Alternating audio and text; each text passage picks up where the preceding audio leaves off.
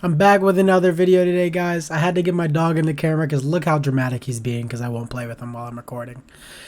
Anyway, let's get right into it. I'm going to talk about why franchising in esports is not the wave. It's not what we need to be doing. And I see a lot of arguments all the time that it promotes growth, it helps stability. No. It actually, in my argument, I think it's actually the opposite. Like, let's look at the most watched league in the history of any league ever. The Premier League. Over 1 billion people watch it. And I wonder why. Let's just break down why people watch the Premier League. Because it gives people hope that they can eventually compete in that league one day, right? Isn't that what you want? Champions League, the top 3 from the Champions League, take the Premier League, the bottom 3 spot. Weird, relegation, right? Relegation needs to happen. You know why? Because let's relate this to esports. Let's be honest here. I know we like to sugarcoat it, but there is not that much. Like, I know in my last video I talked about, the differences between AMs versus pros, but let's talk about mechanically. AMs usually are mechanically more sound than pros are at video games. This is usually how it is. I mean, a lot of times the pros are always mentioning like, hey, this AM here in any esport, mechanically.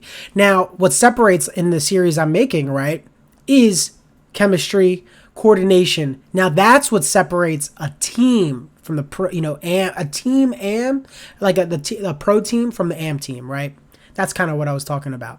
Now, franchising, the entry barrier. Now, I saw somebody say like, oh, that's not a big deal. No, it is a big deal.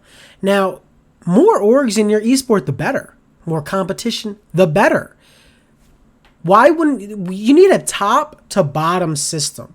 Now, I think was it North Wales made the Premier League for the first time ever, right? What does that do for your country? Now, how I'm going to relate this back to esports so it'll make sense. What does that do for your country? Now, everyone is always going to play soccer no matter what, football, no matter what, because they saw that there is potential that they can make it to something.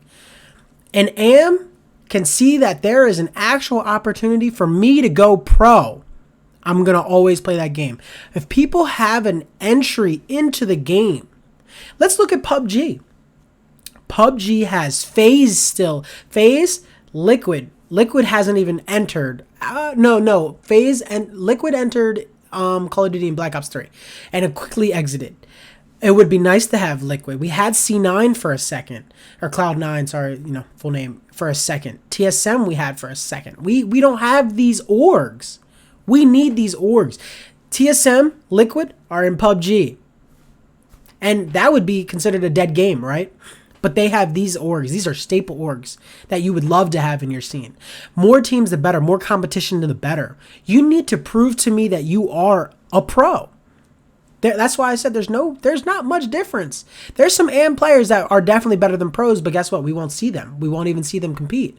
Now, and if you don't have less people competing in your game, less viewership. People want to watch. The reason why esports are more, are successful is because as a viewer from home, you get to watch that game and go, I need to do this to implement in my game. You're not watching the NFL, NBA, and MLB saying, oh, I can do that. No, you're watching these freak athletes be incredible at something because you can't do it.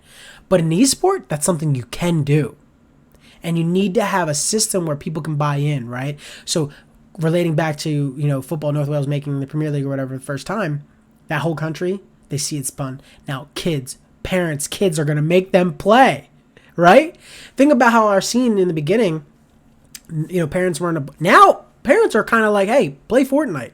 That 16-year-old, he won, $1 million. We need you guys playing Fortnite. Now, I just think we're looking at it from a wrong perspective. Yes, franchising in hopes to get a viewer who doesn't care about esports in general, right?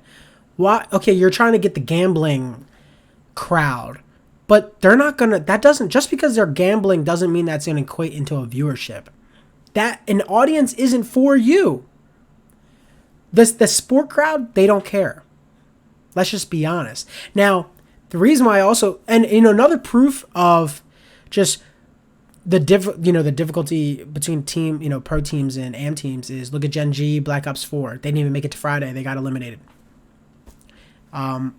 Look at, I think we don't put in stock that near end of the games, end of life cycle of games. This could be in Halo, right? Look at Splice, Shotzi when he was on Splice and Stellar and all them. They just smoke Tox, right? End of life cycle, everybody's playing the game. You know what to do now. So at the end, like, look, it's about who gets hot at the right time at that. Everyone's playing the game at the right way. And having that opportunity for AMs to compete against the pros in these events further proves why we need to have an actual road. You need to stabilize, even if it costs more money, because it'll pay off in the long run. Soccer starts at a young age all the way up. There's so many opportunities for you to play. Obviously, esports isn't at that place yet, right? Where we're at a place where we can have start at the young age and then, move on. But we're seeing it slowly start to get there. And I think franchising takes away that natural growth, the natural essence of what actual esports is. I think we're not a sport in that, you have to be a freakish athlete. We're a sport where we're trying to demonstrate an ability that can get trained, right?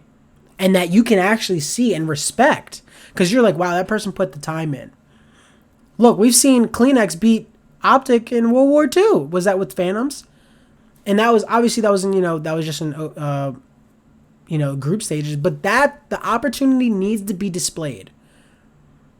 I don't want to go on too long of a rant, but I just wanted to kind of talk about franchising esports and how we're just a different audience. We're not trying to go after the sport. We need an easier entry, and especially one last thing, we need to have, like why I said PUBG and Halo. This is another issue with Call of Duty. PUBG and Halo offered to pay orgs their players' salaries to get into their scene. More players, more competition, the better. More orgs, the better. It's really that simple. I don't know why. It seems like only the COD community makes that lost in translation somehow. I mean, there's so many orgs in PUBG. I don't know if many of you guys watch PUBG competitive, but there's so many orgs that it's actually incredible for the scene that you're like, wow, and they're throwing money at the game. AMs have money to compete for. Right now, there's a tournament going on for $250,000 for AMs, which then only keeps people to play your game. That's how you keep a game around. That's why I said you need to have some incentives for your game. I don't want to go on a rant. I'm sorry. Let me know what you think about this video. Positive, negative. I know I need to break it up, webcam and stuff. But just tell me what you think about franchising. What do you think needs to be changed? We're reaching a wrong audience.